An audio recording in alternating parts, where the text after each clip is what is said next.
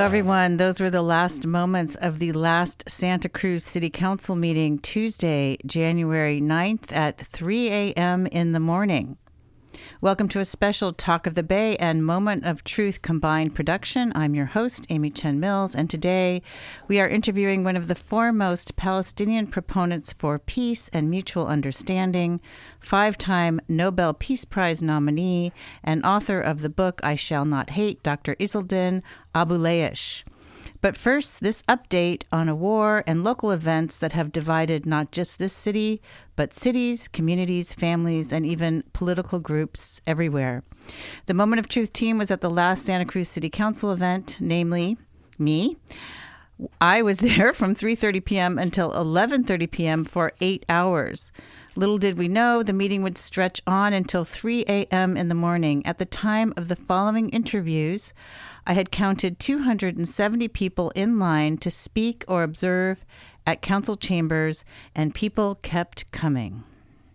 So I'm here with Andrew Perchin, who is a local artist and a trauma therapist, psychotherapist, licensed clinical social worker, and a Jewish person who's here to speak about the ceasefire resolution on the table at Santa Cruz City Council. And Andrew, you were saying you think a slightly different approach to the topic. What is your approach?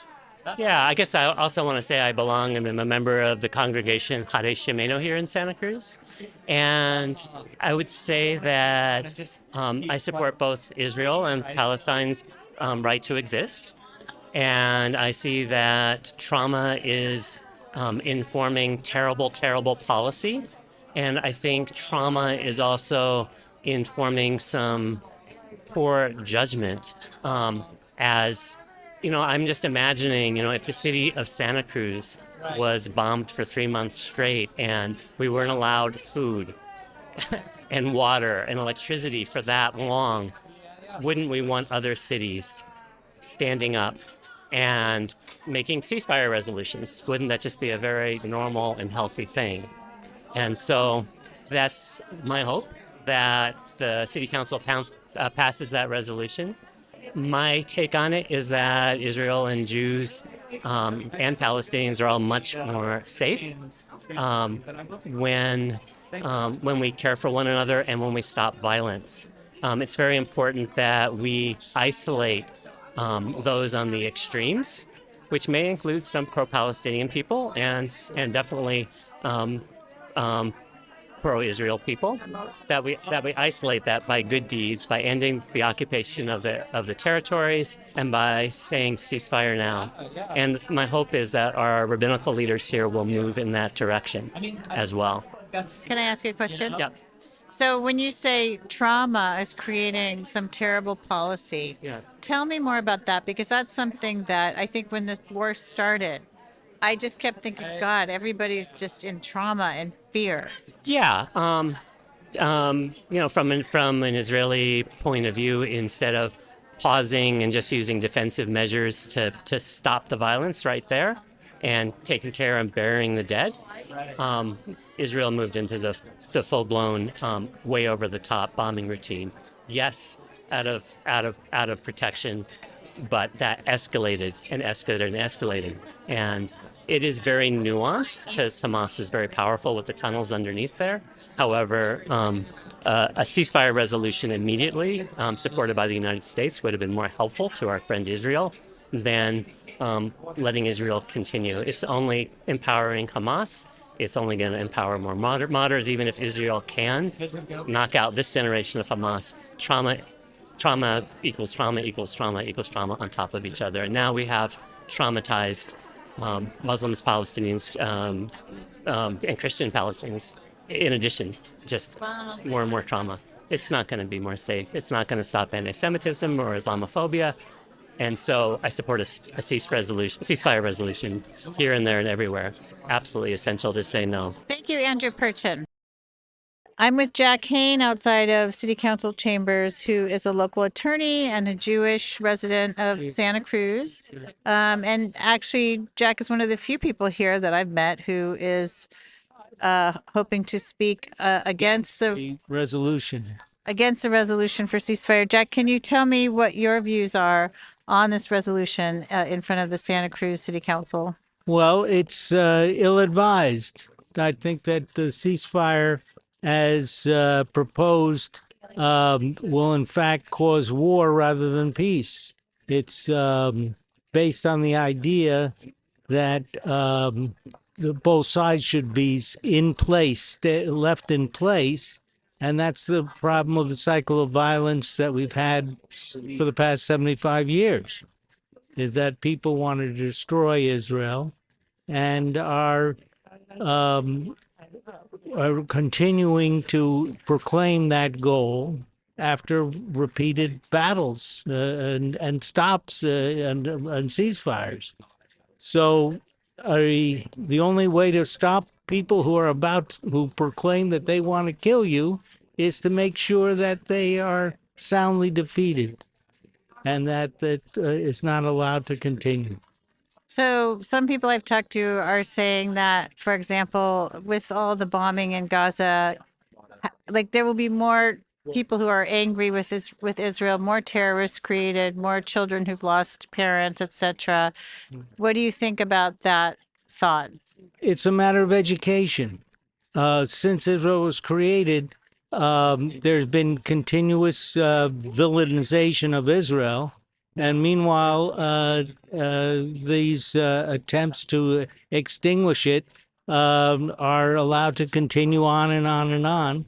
And if you knew, for example, what the educational system that is in place in Gaza, on how it completely vilifies anyone who's Jewish or the Hamas's charter, which states clearly that kill the Jew behind the bush in the Quran, you would know that these are racist ideologies which are being allowed to flourish. Do you feel like, because I've talked to some Jewish people here who are anti-Zionist, who have a very different view, and they feel like Israelis are also conditioned to think of Palestinians in a certain way and to kind of lump them together as all hating Israel, all hating Jews? I mean, are you concerned at all about the loss of life in Gaza, for example? And I'm of course concerned about the loss of life in Gaza. It's horrendous, and how the perpetrators, meaning Hamas, is allowed to that the people themselves in Gaza haven't risen up against Hamas, thrown them out, because they should not be used as cannon fodder. And that's what, in fact, has happened. Israel has no choice but to defeat Hamas. And they have been allowed to create infrastructure for their war machine underneath the houses of the Palestinians and Hamas. Now, in Gaza, anyone who's ever gone to Israel and gone to Jordan and seen Palestinian communities and Jewish communities in Israel, for example, they know that Palestinians are allowed full rights in terms of ability to do any kind of profession that they care to do. They're on the Supreme Court. They're on various governmental agencies. This compares in stark contrast with the Palestinian view that where Jews are to be totally wiped out. That's the difference. okay. A free society versus a totalitarian view. Okay. Thank you so much, Jack Kane. I'm with Lisa Ward outside of Santa Cruz City Council chambers, and Lisa Ward is here to speak on behalf of passing the ceasefire resolution. Lisa, you told me you were a licensed clinical social worker. Is that right? Yes. Yes. Tell me more about your group. I'm a Jewish member of the Santa Cruz Mental Health Professionals for Palestine and also with Palestinian Support Central Coast. And you are here to read like a letter that you wrote to the city council. Do you want to read it? Yes, I'll read it. Great. Okay, so my son is currently living in Israel, and I am deeply concerned for his safety with this war raging on long after worldwide calls and protests to stop the massive killing of Palestinians. As a therapist and a Jew, I am keenly aware of the generational trauma Jews experience, as well as the need to secure safety However, as a non-Zionist Jew, I plead peaceful measures to secure safety without killing and to remember the Jewish call that not again means not again for anyone. I do not believe that continued warfare by Israel is going to secure safety for the Jewish people, but will instead further perpetrate growing international trauma for Palestinians and Arabs that will fuel hatred and desire for revenge toward Israel and the U.S., making us all unsafe. I have watched daily coverage in Gaza in absolute horror as children and families have been relentlessly bombed and killed. I cannot understand how the world is continuing to let this happen. We are all watching in live time as whole families are being eradicated. Daily, we see babies and children being pulled out from the rubble. Tears stream down my face in deep grief every morning, watching and listening to the stories. If this were happening in Santa Cruz, surely our government would step in to take actions to protect its people. We are your people calling for a ceasefire now. Calling for a ceasefire is not anti-Semitic. It is not divisive. It is a necessary life-saving measure. Thank you, Lisa Ward. And just when we were about to do this interview, there was a cheer that went up from your little corner of the crowd outside of Santa Cruz City Council chambers. Can you tell me what that cheer was about? Yes, we just got notification that the San Francisco supervisors passed a ceasefire resolution, 8-3. And so people who are pro ceasefire were excited about that. I want to ask you how you ended up becoming a non-Zionist Jew. I actually didn't know that there was such a thing until this war started, and I started to see all these Jewish people say that they were not Zionists. Tell me how that evolved for you. It started when my children became politically involved in social action causes, and they were part of If Not Now, and then transferred to Jewish Voice for Peace. So I would go on rallies and protests with them, and they had educational opportunities to do teach-ins and learn more. And so it was through my children that I became more involved. I was Jewish and didn't realize the extent to which Israel was creating its safety based on the occupation and the colonialization of Palestinians. So I just was uninformed until my kids helped to bring that to my attention. Thank you so much, Lisa Ward.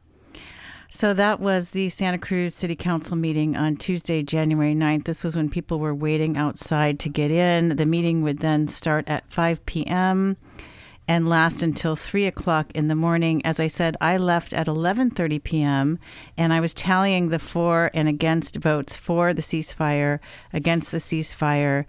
And by the time I left, I had 138 for, 28 of which were Jewish people who said that they, at least the ones who said that they were Jewish, and 33 against.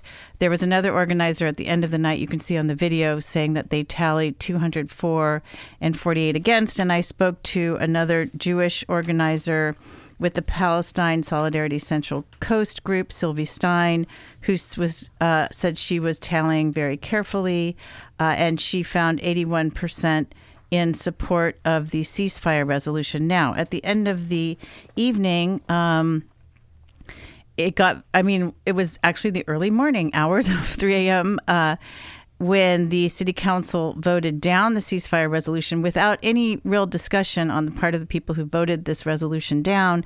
People became very angry. They threw signs into the rotunda area. They threw one of their effigies of a dead person wrapped in a sheet with red paint on it, and they were banging on the. Fred Keeley, the mayor, cleared everyone out of the room. They were shouting things like, to the council members, you can't run, you can't hide, we charge you with genocide. And this is on social media, even though the sound was off in the video recording. Fred Keeley has now reported that he has received a death threat on his telephone. And so we're dealing with the aftermath of all of that. At the same time, and council members have asked for police presence at their homes, feeling unsafe, because of the shouting at the end of the city council meeting. And all of that is, to me, it's not It's not a good thing to attack people personally. However, since this has happened, there's been a spin on the narrative that of all this, the historic numbers of people that came to these meetings. There was one also in December. The thousands of emails that both Mayor Fred Keeley and Councilmember Sandy Brown have told me came in to their offices, emails and phone calls, running at about, this is from an email from Sandy Brown, pretty much in favor of the ceasefire by about 75%. There were letters signed by hundreds, like 100 plus Jewish people in favor of the ceasefire.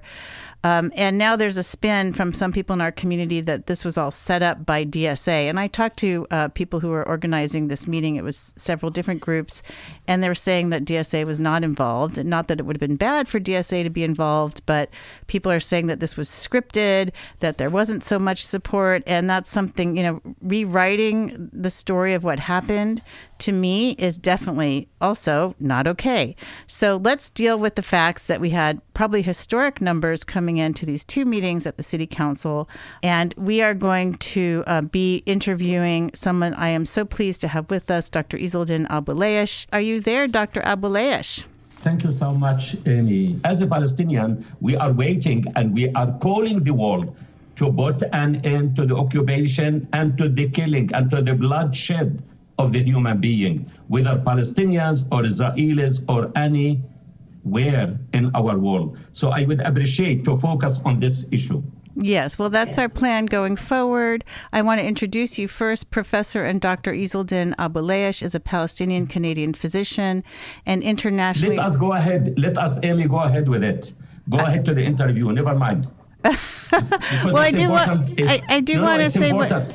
No, but I will tell you, it's more important for me, not the introduction. Okay. It's important for me to discuss what is happening because a human life is more precious than my introduction. Okay, got you. So I would just say we will put the introduction into show notes for this program.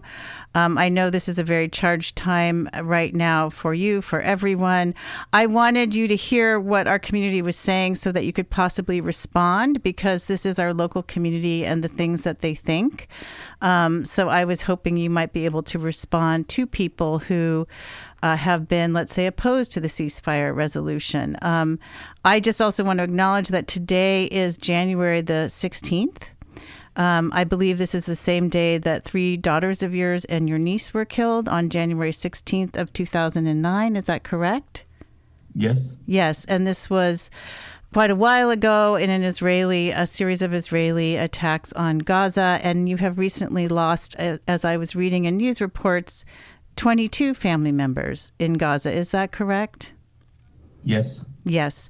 So let's just get your response then to, I thought I had told you that we were going to be covering the ceasefire, but do you want to respond to some of the things you heard in the interviews that I did? Really, it's very painful. Yeah. And to hear what is happening. And today, the 16th of January, is the 15th anniversary of the killing, the murder, the slaughter of my lovely daughters, Bisan, Mayar, Aya, and my niece Noor.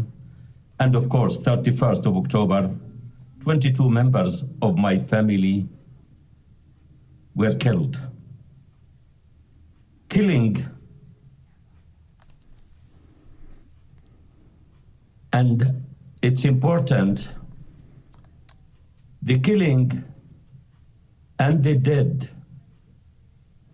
and those who are killed, they are not hurt. The killing hurts those who are living and loving. And that's why I am here, because I am in pain. I am heartbroken. Those loved ones, they were killed for nothing they were doing, and they never been used. As someone who said, as a human shield, no Palestinian accepts his children or his loved ones to be human shields. There is no reason to justify the killing of any innocent human being. And that's what we need to focus. And even today, the 16th of January, more than 24,000 Palestinians from Gaza Strip were killed, the majority of whom are children and women, 70%. And this is consistent with the population of the Gaza Strip, because the population of the Gaza Strip, for those who don't know, it's a piece of land which hosts 2.3 million. 50% are below the age of 15, 20% are only women in their reproductive age, and they are targeted. Because who are the children? Children are the life, they are the hope, they are the future. And women are the ones who give life, who nurture life. They are the incubator. They are the light in our world. More than 61,000 were severely wounded. Even health professionals, doctors, journalists who were killed. The journalists, like you, 105 journalists were killed, more than any journalist number who were killed since World War II. And health professionals, how many doctors, the houses, Gaza Strip was really inhabitable for people. Now it's a ghost. The destruction, about 80% of the Gaza is leveled with the ground. Yeah. For what? Is it to get revenge? Revenge will never fix what happened. It's only to acknowledge the rights of all and to ask why all of this happened. And that's what we need. Instead of blaming, to take responsibility. The biggest challenge in our world is individual responsibility. And trying to blame and to shame, this is a way to escape responsibility. I appeal and ask the people to look inside. What are they doing to others in order to fix the problems? We all were created from Adam and Eve and became nations and the tribes to know each other. And we all were created to be free and to live as a free. And for all of those who are talking or against ceasefire and just blaming one side without taking any responsibility, does the Palestinian dignity matter as everyone else? Does the Palestinian freedom matter to everyone as everyone else or not? Equality, justice, and the freedom. Someone to mention that the Palestinians are allowed full rights, like a profession. Rights are not divided or to be inselective. The Palestinians' rights are equal to the Israelis' rights to live side by side with equality, with dignity, with the freedom, without fear, and to have their own sovereignty on their land.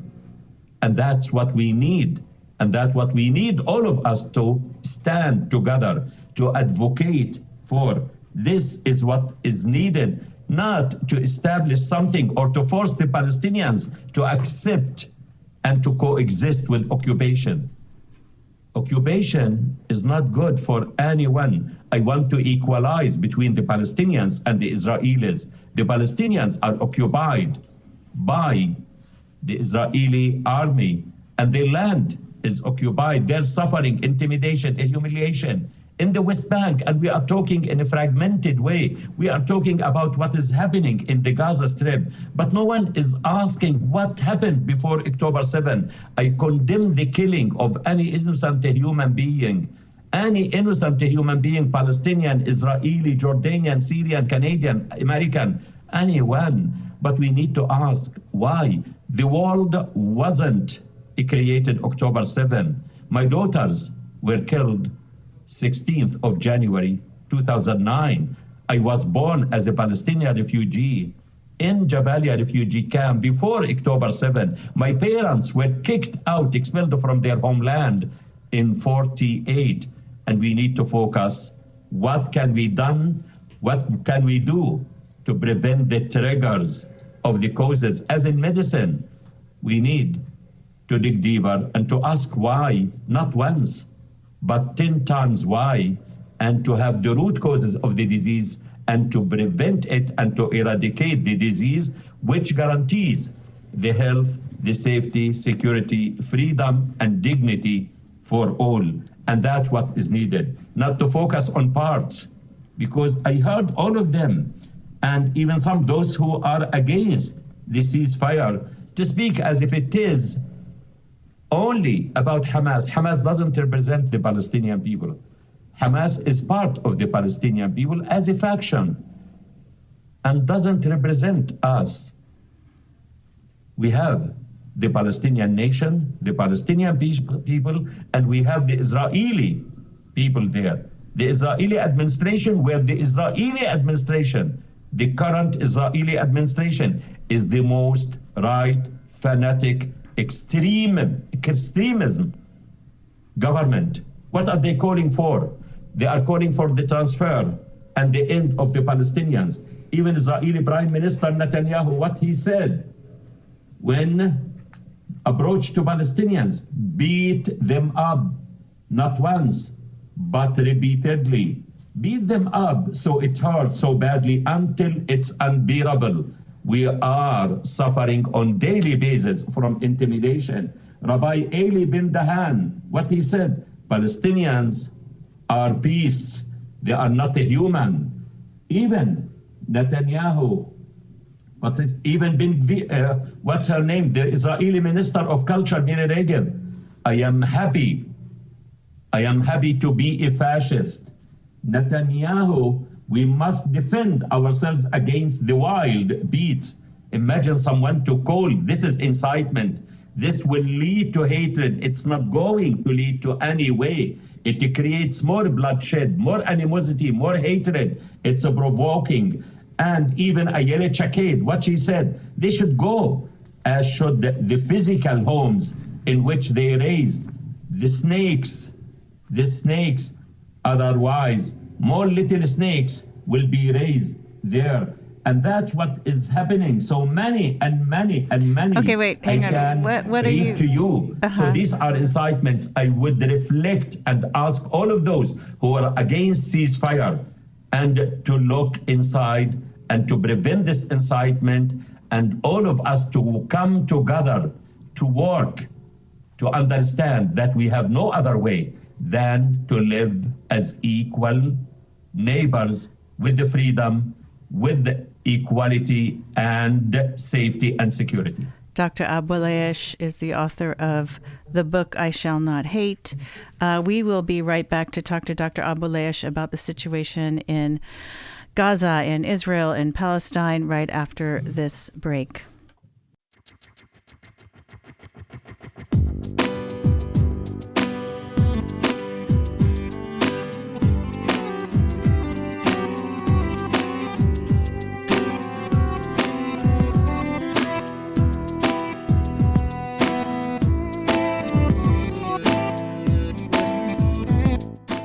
How does the wall keep us free? My children, how does the wall keep us free? How does the wall keep us free? The wall keeps out the enemy, and we build a wall to keep us free. That's why we build a wall, we build a wall to keep us free. Welcome back to a special edition of Talk of the Bay on the ceasefire resolution process in Santa Cruz, and also an interview with Dr. Izzeldin Abuelaish, who wrote the book I Shall Not Hate and who has been nominated for a Nobel Peace Prize 5 times, many other awards. And I just have to say that I read your book, Dr. Abuelaish, and I understand that the situation now is very different for you. You talk in the book about forgiving Israelis, working with Israelis, trying not to hate Israelis. And I know that now we are in a situation that is off the charts. And I want to ask you, because I think that people listening would like to just need to hear these things.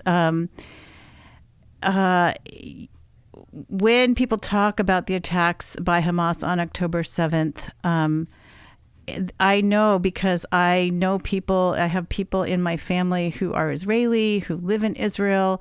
I don't want to say that they endorse anything that I'm saying on the show, because they're separate from my opinions and my perspective. But how can we get past this moment of intense anger and hatred? I mean, I hear stories about what happened on October 7th, like over and over. And people are in tremendous fear. That's what we saw here in our community. People who live here are in tremendous fear. There is fear and trauma, as you heard, all around. So I don't know what you could say about this, but I would like to hear if you have anything to say. How do we move forward at this moment? And how do Israelis and Palestinians move forward past this, probably the biggest death toll we've seen maybe forever in that region since 1948? Thank you so much for this question. The people where you live, they are under fear and they are under trauma, as you said, in Santa Cruz and the community. What about the people who are under the fire, the children who are under the fire, without shelter, without homes, without food, without water, without health care? They are moving graves. And the Palestinian, the children who were born after 2000, they experienced 7 wars. It's not just post-traumatic. It's ongoing, consistent, persistent, cumulative, transgenerational trauma. How can we heal the wounds of those children? In Gaza Strip now we have, even as a result of this aggression against the humanity, which will never lead to anything positive, more than 24,000 orphans who lost 1 or 2 parents, families were erased. What can we say to them? And always I am thinking, how can we heal the wounds of those who suffered as a result of this, whether the Israelis or the Palestinians? Because anyone who opts for revenge has to dig 2 graves. Revenge will never put an end. The only way, we need the moral courage and goodwill, and to learn the lessons, to have wisdom from the history that war and military means will never put an end. It only leads to more pain, more suffering, more fear, more violence, more bloodshed, and most important, which scares me, more extremism, the opportunistic who are living there. The only way to understand that there is a Palestinian people and an Israeli people there who deserve to live as equal right by right based on the international resolutions.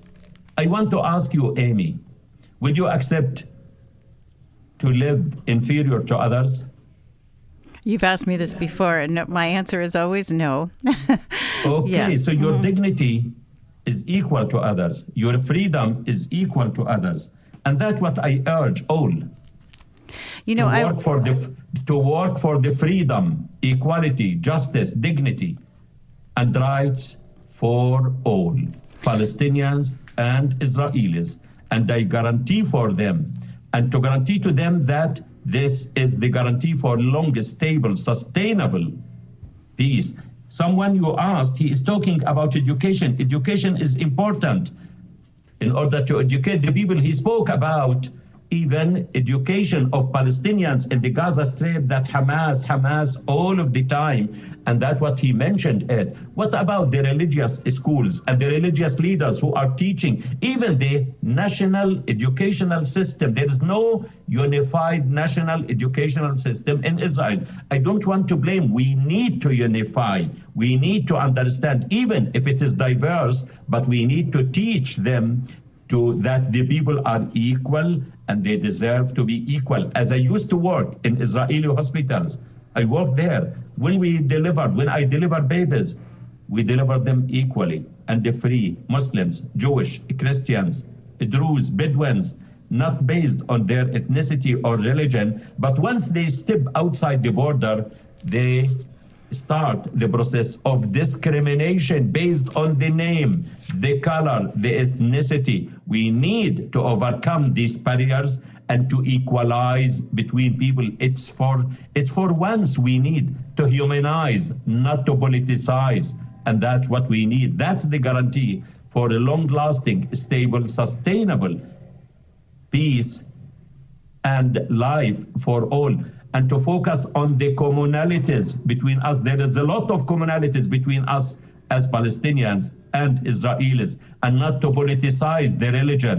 Not to politicize the religion. The religion, if we engage it in this conflict, it becomes more complicated. The religion, as I believe it, I believe in all religions and I respect all religions, but I am not here to judge the people based on their religion. I judge the people based how do they treat me, how do they deal with me.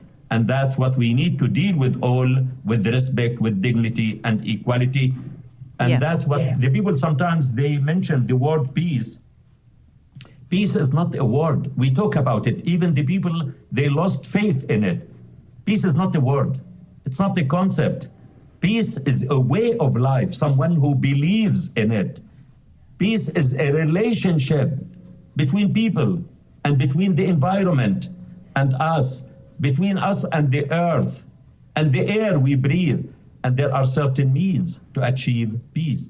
So when we speak about peace as a relationship between Palestinians and Israelis, we need to equalize between them. This relationship should be based on equality, justice, respect for all, but not someone to speak about it, not to have the nationality law which discriminates between people, not based on discrimination, based on equal citizenship rights.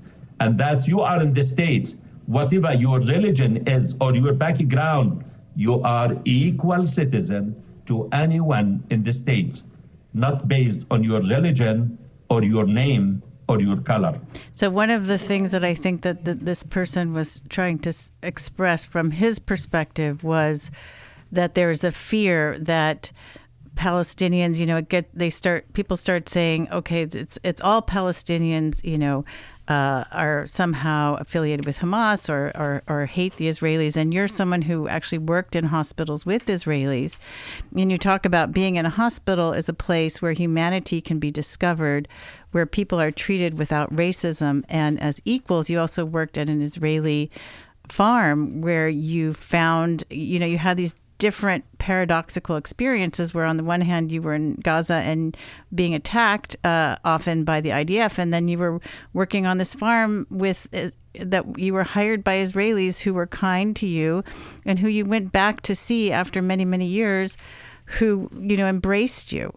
And that's, I think that was why I wanted to have you on this program, was to talk about the potential. Like, do you think, this is just a fraught moment. I understand that. It's very emotional for everyone, and that's what we're seeing everywhere. Do you still feel like people that there's hope for humanity here? Of course. You mentioned the fear. Yeah. Number one, we should not generalize.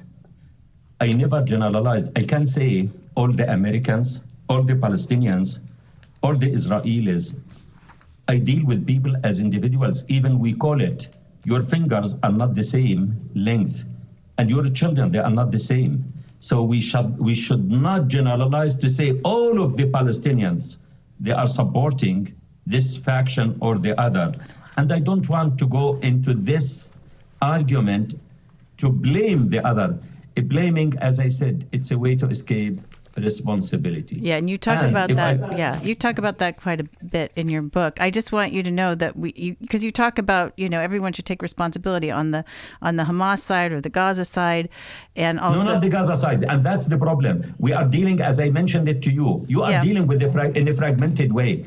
There is a Palestinian nation, a Palestinian people, and there is an Israeli people. It's not Hamas or Gaza. It's Palestinians and Israelis. The Palestinian people, whether in the Gaza Strip, where Gaza Strip is part of the future Palestinian state, we are asking for based on the international resolutions. And there is another part, which is the West Bank and East Jerusalem. And we have, of course, the Palestinian refugees in the diaspora. And we have the Israelis. So if I want to deal, as you mentioned, in a fragmented way, I can say to you, what about the settlers in the West Bank? There are settlers which are illegal. These settlements are illegal. But I don't want, there is an Israeli government, Israeli people, and it's the responsibility of the Israelis. And in medicine, I don't deal with parts of the body. I deal with the human being. I treat the human person. When a patient comes to me with any problem, I don't focus on the problem he is mentioning, whether in his arm, in his leg. I see the full picture in a comprehensive, holistic way. And that's what we need to see the situation in order to put an end to the root causes of the problems. And that's the way. But in a fragmented way, it's not going to help, like we are dealing with the symptoms. What is happening Gaza is symptomatic. Yeah, Dr. Abuelaish, we have a question for you from a caller. Are you ready to take a question? Yeah, of course. Okay. Caller, are you there? Hello. I am. Can you hear me? Yes, we can hear you. Okay. Well, hello. Good evening. Thank you for taking my phone call. Thank you, Dr. Abuelaish. I probably said it wrong. Abuelaish, I heard you say. I want to first apologize for not hearing the beginning, but I'm thinking it would be useful if you, for me anyways, if you would say more about, you mentioned snakes. I'm thinking it's a metaphor, but I don't, and I think I know what you're referring to. If you could go into detail for that. If you don't want to do that, I know that right now in the region, no one's anywhere near this, but it would be useful, I think, to hear your views on one state or two state solution. And of course, in order to even get there, I understand all the hostilities have to stop immediately, and a lot of stuff has to happen. But I'm just thinking ahead. Thank you so much for your question. I believe. Thank you so much. Yeah, the snake reference was in reference to something an Israeli. Somebody said. The former Israeli Minister of Justice, Ayelet Shaked, and that's what she said it, and others. So that's what happened with it. But even believe me, for me, I am bigger than this and doesn't impact me. It doesn't impact me.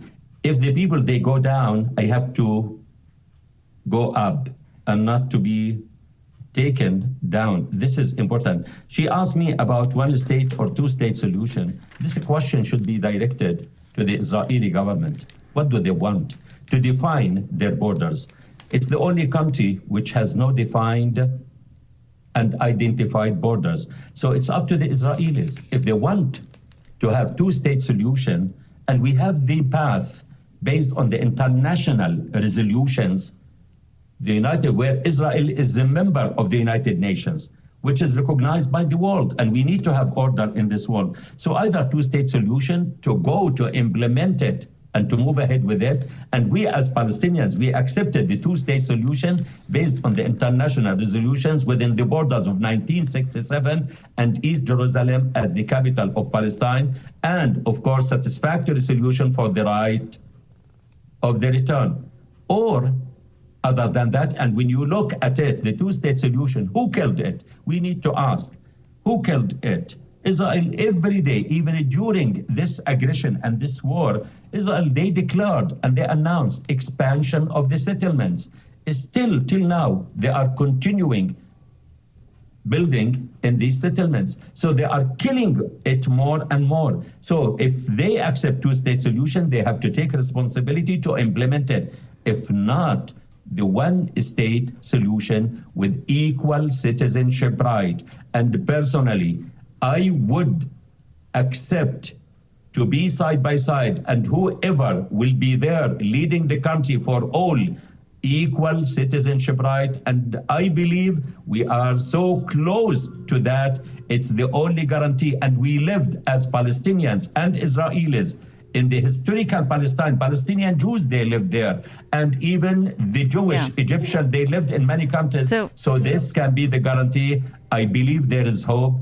It may be a difficult situation, but the patient is still alive, and the patient is the Palestinians and the Israelis. So we need to change the course of the treatment. We will be back after this very brief break. What do we have that they should want?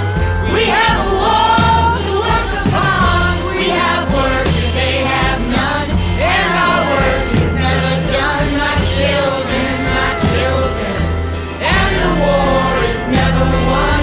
The enemy is poverty, and the wall keeps out the enemy.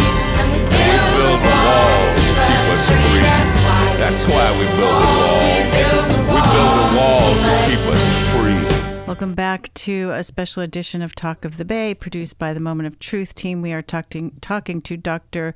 Izzeldin Abuelaish, who is the author of a book called I Shall Not Hate. And I have to say, reading the book, the tone of it was quite different than the tone of the conversation we are having today because of what's happening. And I understand that. We are taking only questions, no comments. But if you have a question for Dr. Abuelaish, we have another 12 minutes in the show. We don't have a lot of time left. It's gone by very quickly. I wanted to read all these passages from your book and try to convey the beauty of this book, I Shall Not Hate. But I want to say something, really. You said the tone of the conversation is different from the book. Yeah. The message of the book is universal, and even I continue with this mission, which I believe it's a universal, a human message. And as I said, hatred is not the way, anger is not the way. It's only wisdom, kindness, and tolerance and equality. So do you it's feel not now? different. Do you feel now like you have hate or anger now? Because I am hearing that. I never have hatred to anyone. Because you know why? Because hatred for me, which is important for you and the audience to hear, I say to the people, if you were a victim of any act, any harm by anyone, don't be a victim more than once. Once you are injected and afflicted with this poison called hatred, which is a contagious, destructive disease, you are gone. So I will never allow hatred to approach me. And I built a shield around myself against hatred. And that's what I am doing. And that's what I'm researching and promoting hatred as a contagious, destructive disease. And it's the result of exposure. And it happens when we are exposed to harm. So we should not let hatred to approach us. We are weak, we are heavy, and it's a fire which burns the one who is afflicted with it. So the message and the conversation is not the message of the book. It's the same message of the book that I continue, because some people, they think tolerance, kindness, resilience, and forgiveness are signs of weakness, but they don't understand that they need a lot of courage and strength than being rude and full of hatred. That's what I am continuing and will continue to advocate for. You talk about in your book that during a time of peace, you were hosting groups of Israelis at your home in Gaza, going back and forth, visiting, of course, with doctors, Israeli doctors working in Israeli hospitals. You've been asked do you hate Israelis, and you've said, I don't know which ones you're talking about, the ones who helped to save my daughter, who actually you had Israeli doctors saving your daughters who survived the attack in Gaza at this hospital that you used to work at. You had Israeli family members that you were, not family members, but a family that you were with when you were working for them on their chicken coops. And I just, it really resonated with me because you talk about how similar the two cultures are, how you both get very excited, and when you talk to each other and the conversation gets interesting, the volume goes up. And then there's this one passage that really struck me, that you talk about cooking shakshuka for your daughters. And that's something that I know very well in our family, that shakshuka is cooked and it's a favorite thing, you know? And so I guess to me, that's the hope that I draw from this book. Do you want to say more about that? And also, I want to ask you, who do you think could come in at this point? I don't know if you look at the larger, political forces. It sounds like you do. Besides, who could negotiate something at this point between the two parties and possibly create a ceasefire situation that would be safe for everyone? Ceasefire is requested and asked for by all of the international community. Who vetoed this ceasefire? It's the American administration. So it's in the hands of the American administration if they care about the Israelis and to save their lives, because the war is the fire which eats the Palestinians and even the Israelis, even in Gaza Strip now, where the Israeli soldiers, they are killed and their life is precious to me. And the Palestinians' life is precious. So ceasefire is not for the interest of the Palestinians. It's for the interest also of the Israelis, where the emotions which are high, we need it to calm. And we need all of us to be angry, not to be full of hatred, to be angry in a positive way, to say in one voice, stop the war, because it's destructive to the Palestinians and to the Israelis. Okay, we do have a caller. Hi, do you have a question for Dr. Abuelaish? Yes, I do. So my question is this. I'll try to make it real quick. So, Amy, when you played the people speaking at the city council meeting, one of them was a man who said he was in support of Israel, that he opposed the ceasefire. One of the claims he made when he spoke was that Palestinians have equal rights within Israel and within the West Bank. And I would like to hear the doctor's response to that claim. Thank you so much. Number one, there is no equal rights between Palestinians and the Israelis in the West Bank, or between the Israelis and the Palestinians in the Gaza Strip and East Jerusalem. The house demolition, there are two laws, the military law against the Palestinians and the settlers who live inside the West Bank, completely out of the law, and they are behaving as occupiers. I can't cross from one border to the other. I don't have the right of freedom. Even the water under the feet of the Palestinians in the West Bank, we don't have any control over it. The land, even you see it, the West Bank, which is divided into three areas, Area A, Area B, Area C. Area C, which constitutes about 60% of the West Bank, it's under complete control, military and administrative control by the Israelis. So what kind of rights, even arrest of the Palestinians by night, children coming, raiding through Ramallah, which is Area A, where the Palestinian Authority, they can come anytime. So there is no equal rights,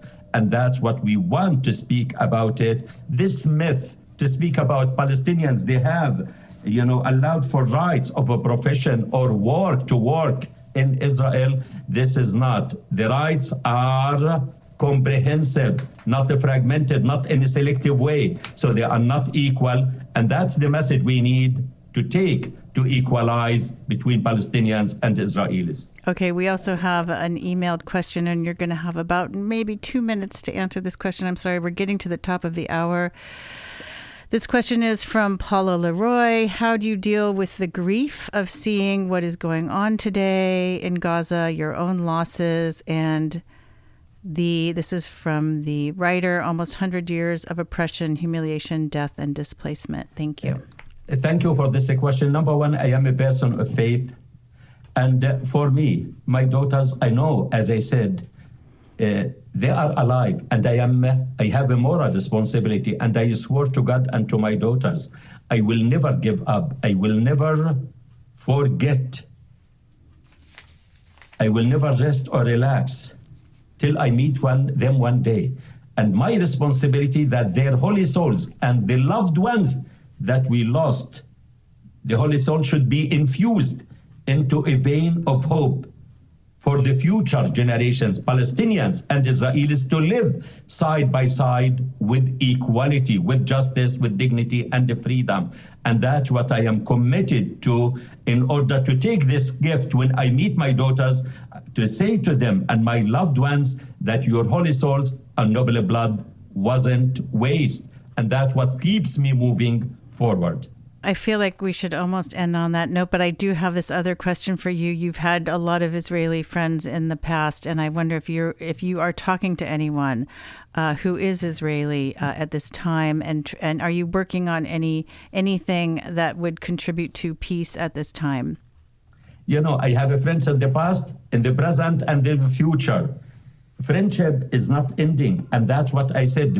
We should not generalize. I kept my relation with my Israeli colleagues that we shared days and years working together. Even I live in a neighborhood here in Toronto. Most of the people here are Canadian Jewish. I have good relations, and we should not disconnect the opposite. What happened October 7, to use it as an opportunity, a silver lining opportunity for all of us to wake up and to understand that this is not the right approach. The right approach, there is an alternative approach, and to use this challenge as an opportunity. Dr. Izzeldin Abuelaish, the author of I Shall Not Hate, A Gaza Doctor's Journey on the Road to Peace and Human Dignity. I highly recommend that everyone read this book to get a sense of hope at this very, very dark time. Dr. Abuelaish, thank you so much for joining us. I would like to say to the people, really, you know, in life we have a priority. The priority in life is not the past. The past is to learn from it. The priority in life is the present and the future. Thank you. Who is the present and the future? The future generations, the children. We are accountable to them. What the future and the present we want for our future generations as Palestinians and Israelis, American, or anyone else. And that's what we need. To work, to have faith, to have hope, and to take action. Thank you so much, Dr. Abuelaish, and I wish you peace. I wish for peace for everyone. Thank you so much. Me too. I wish peace, good life, happiness, and joy for all, and the past not to be repeated anymore. Thank you. You have been listening to, God bless you too. You have been listening to Moment of Truth. Our next show for Moment of Truth is on Monday, February 5th, with the world famous master mega troller and social media sensation actor and comedian Walter Masterson, who's been doing amazing political work on social media. Please contact the Moment of Truth team at amy@ksqd.org with questions or comments about our program. Amy's coaching and education website is at www.amychen.com. Moment of Truth gives many thanks to our team, Nyanko Nyasu, sound and tech engineer, and our research and production team, Nyanko, Maylene Obanada, Todd Zimmerman, and Vara Ramakrishnan. Todd Zimmerman of Nativeverse Studios created the theme song. Kathy Krizik created our logo. Thanks to our KSQD program manager, Howard Feldstein, and the entire KSQD team on the California Central Coast where this show originates. Thank you for tuning in to Moment of Truth. And remember, if we don't use our democracy, we lose our democracy.